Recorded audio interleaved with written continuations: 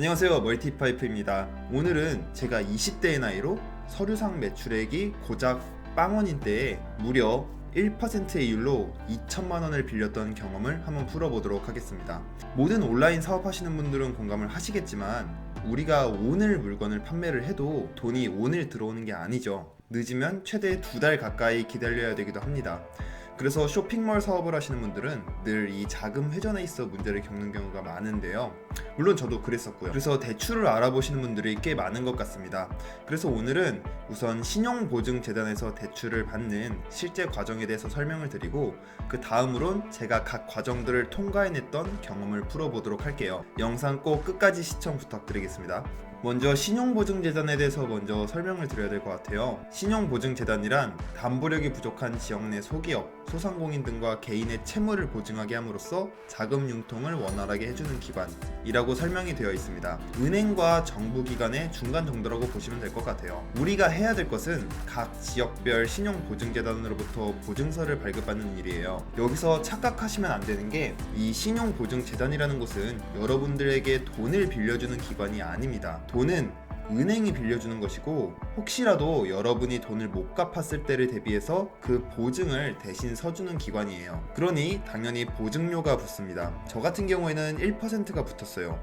그러나 이 보증료를 더한다고 해도 재단 자체의 이율이 워낙 낮기 때문에 일반 1금융권에 맞먹는 이율로 돈을 빌리실 수 있으실 겁니다. 자, 그럼 신용보증재단에서 돈을 빌리는 절차가 어떻게 되느냐? 먼저 전체 절차를 도식화해보면 다음과 같습니다. 단계를 요약하자면, 첫 번째로는 먼저 상담원과의 심사를 통해 신용보증 신청서를 발급을 받습니다. 그 다음으로는 은행으로부터 심사를 받게 되고요. 그 다음으로는 재단 내부의 심사를 받게 됩니다. 그리고 마지막으로 발급된 보증서로 은행을 가서 대출을 실행하시게 될 겁니다. 이 단계를 모두 통과하시면 이렇게 대출 승인 문자를 받으실 수 있습니다. 그럼 이 각 단계에 대해서 조금 더 디테일하게 한번 설명을 해보도록 하겠습니다. 첫 번째로는 신용보증 상담입니다. 여러분의 사업자가 등록되어 있는 주소마다 신용보증재단이 있을 거예요. 보통은 광역시별로 하나, 그리고 도별로 하나씩 존재합니다.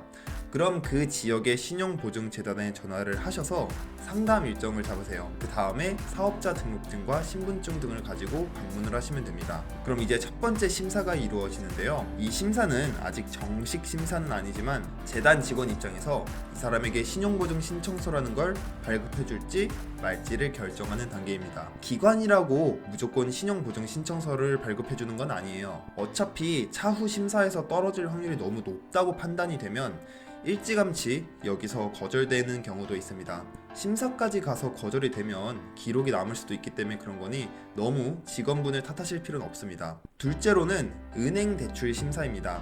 여러분이 은행 대출 심사를 받는다는 것은 재단 직원의 심사를 통과해서 신용보증 신청서를 발급받았다는 것을 의미합니다. 그 다음으로 해야 할 일은 여러분에게 실제로 돈을 지급해줄 은행으로부터 심사를 받는 거예요. 아니 아까 기관이 보증 서준다고 했는데 왜 또 심사를 받냐? 하실 수도 있는데요. 재단도 100% 보증을 해주는 게 아니라서 그래요. 저 같은 경우에는 재단이 90% 그리고 은행이 10%를 부담해줬습니다. 즉 만약에 제가 2천만 원을 못 갚았을 경우에는 재단이 1,800만 원 그리고 은행이 200만 원을 부담한다는 뜻이에요. 어쨌든 은행도 이 리스크를 지기는 지기 때문에 은행의 심사도 분명 필요합니다. 따라서 은행 심사를 받으실 때는 최대한 여기저기 많이 방문해보시면서 심사를 받아보시길 바래요. 이 은행에서 안 됐다고 해서 다른 은행도 안 해주는 게 아니니까 반드시 꼭 해볼 수 있는 데까지 해보기를 추천드립니다. 어차피 저희가 돈을 빌리는 이율은 보증서가 나올 때 이미 정해져 있으니까 그저 은행에서 도장만 받으시면 됩니다.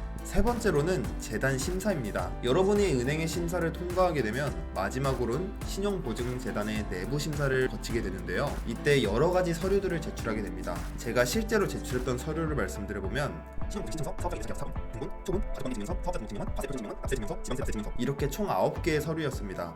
그리고 모두 최근 1개월 이내 발급건이어야 했어요. 다만 위 서류들은 보증 상담 때 재단 직원분이 충분히 잘 설명해 주시니까 벌써부터 알아두고 하실 필요는 없습니다. 그리고 위 9가지 서류와 은행 심사를 통과한 서류를 가지고 재단을 다시 방문하시게 되면 최종적으로 재단의 보증서 신청이 완료됩니다. 자, 그럼 끝이냐? 아쉽게도 한 단계가 더 있습니다. 바로 현장 실사인데요. 현장 실사라고 해서 너무 겁먹으실 필요는 없습니다. 제 생각에 현장 실사의 본질은 이 사람이 진짜 사업을 하고 있는지를 확인하는 단계라고 봐요. 왜냐면 열심히 사업하려고 이렇게 저율로 보증을 서줬는데 이 사람이 이거 가지고 코인이나 투기를 하면 안 되잖아요. 그래서 확인을 하는 거예요. 넷째, 대출 받기. 여러분이 재단의 심사까지 통과하고 나면 다음과 같은 문자를 받게 될 겁니다. 보증서가 발급되었으니 은행을 가서 대출을 실행하라는 뜻이죠. 일단 소리 한번 질러주시고요. 여기부터 매우 간단합니다. 우선 재단을 방문하셔서 발급된 보증서를 받으시고 그 보증서를 가지고 해당 은행에 방문하시면 됩니다. 신용보증 신청서를 가져다 주면 나머지는 직원분이 알아서 다 해주실 거예요. 그럼 며칠 이내로 계좌로 입금된 대출액을 확인하실 수 있습니다. 어떤가요? 굉장히 복잡해 보이죠? 하지만 전 이 상담부터 신청까지 하루 만에 다 끝마쳤습니다. 내부 심사가 한 일주일 정도 걸렸던 것 같아요. 그리고 돈도 일주일 안으로 들어왔습니다. 그리고 나면 이렇게 대출받은 내역을 확인하실 수 있을 겁니다. 다음으로는 제가 각 과정을 어떻게 뚫어냈는지에 대한 노하우와 현실적인 이야기를 좀 드려보려고 합니다. 특히 온라인으로 사업하시는 분들의 경우에는 도움이 더 많이 될 거라고 생각을 해요. 일단 여러분이 객관적으로 판단하실 수 있도록 당시 제 상황을 좀 요약해서 말씀드려 보도록 하겠습니다. 전 2020년 4월에 사업자를 냈고 실제로는 10월 달부터 사업을 시작을 했습니다. 그래서 10월 매출은 37만원, 11월은 약 150만원 정도가 나왔고 12월에는 600만원 정도 나왔습니다. 다만 이 온라인 사업이라는 게 매출을 낸 다음에 한참 뒤에 돈이 들어오는 시스템이기 때문에 실제 제 계좌에 찍힌 매출액은 이 세 달을 합쳐도 200만원이 안 됐던 것 같아요. 부가세 신고나 소득세 신고와 같은 정식 서류상으로는 아예 빵원이었고요. 신용등급은 대학 졸업 직후였으니 5등급이었습니다. 전체적으로 굉장히 좋지 않은 상황이었어요. 처음에는 11월 초쯤인가 한번 신용보증 상담을 받으러 갔었습니다. 근데 당시 매출액이 월 100만원도 안 될 때라 재단 직원으로부터 아예 신청을 넣지 않는 쪽이 더 낫겠다는 말을 들었어요. 나중에 매출액을 더 늘리고 다시 오라는 뜻이겠죠. 그리고 다시 상담을 받으러 갔을 때가 12월 말이었습니다. 매출액은 600만원 정도로 올리긴 했는데 이 부가세 신고 내역도 없고 해서 서류상 매출액이 빵원이다 보니까 정말 암담했었죠. 전 어떻게든 이 보증 신청을 받아내기 위해 노력을 했습니다. 우선 지금까지 각 마켓으로부터 통장으로 입금된 내역을 전부 다 뽑아갔어요. 적어도 내가 진짜 사업을 하고 있다, 이렇게 매출액이 늘어가고 있다 라는 걸 보여줬어야 됐거든요. 어쩌겠습니까? 당장 증명할 서류가 하나도 없는데 이런 거라도 보여줘야죠. 다행히 제가 당시 정말로 운이 좋았었는지는 몰라도 이 서류만 보시고도 재단 직원분께서 보증 신청서를 주셨습니다. 그 다음으로는 은행 심사였는데요. 사실 은행 부담금이 10%밖에 안 되다 보니까 에이 설마 200만원도 안 빌려주겠어? 라는 생각이 있었어요. 근데 첫 번째로 간 은행에서 바로 보기 좋게 퇴짜를 맞았습니다. 서류상 매출액이 없는 것도 그렇고 나이도 너무 어리고 신용등급이 딱히 높아 보이지도 않고 등등의 이유로 거절을 당했던 것 같아요. 사실 이때는 다른 데를 가도 똑같을 거라는 생각을 했어요. 다른 은행 간다고 제 조건이 바뀌는 건 아니잖아요. 근데 혹시 모르니까 다른 은행들도 가봤습니다. 근데 운이 좋게도 그 중에 한 은행에서 흔쾌히 바로 심사를 해주셨어요. 그래서 성공적으로 은행 심사를 완료할 수 있었습니다. 그러니 여러분도 한 군데 가보고 바로 포기하지 마시고 다른 은행도 꼭 가서 신청을 해보시길 바래요. 마지막으로 재단의 현장 실사 같은 경우에는 크게 문제되진 않았습니다. 제가 위탁 판매 사업을 하다 보니 사업장 주소가 저희 가족 집으로 되어 있었거든요. 그래서 이 부분을 좀 많이 물어보셨는데 어쨌든 이 직원분들이 가장 확인하고 싶어하는 건 실제 사업의 여부라고 생각을 했어요.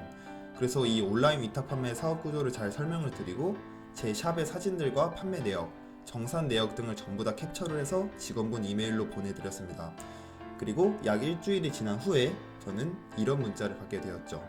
바로 다음날 달려가서 대출까지 전부 한 번에 처리를 했습니다. 이렇게 저는 서류상 매출액이 빵원인 상태에서 1%의 이율로 2천만원을 빌리게 되었습니다.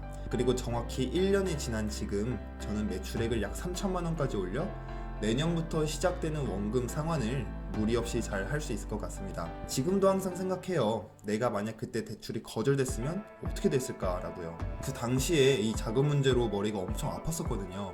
사업 접어야 되나. 이런 생각도 했었습니다. 사실 제가 운이 정말 좋았던 걸 수도 있어요. 연말이어서 심사가 조금 유했던 것일 수도 있고, 당시 코로나로 소상공인에게 좀 더 대출을 늘려준 것일 수도 있죠. 어쨌든 이 대출 심사라는 게 내부 기준뿐만 아니라 누가 심사하느냐에 따라 갈릴 수도 있습니다. 따라서 여러분이 저와 같은 방법을 사용한다고 하더라도 보증 거절이 나올 가능성도 얼마든지 있어요. 하지만 그렇다고 해서 난 안 될 거야 하고 일찌감치 포기하지는 않았으면 합니다. 어차피 밑져야 본전이잖아요. 요즘 같은 힘든 세상에 3금융권 대출 받아버리면 신용등급은 더 낮아지고 이율도 높고 많이 힘들 수도 있습니다. 해보는 데까지는 해보시고 그 다음에 가셔도 늦지 않다고 생각을 합니다. 오늘 제 영상이 힘든 소상공인분들에게 조금이나마 도움이 됐으면 좋겠습니다. 그럼 다음엔 더 좋은 정보로 찾아뵙도록 하겠습니다.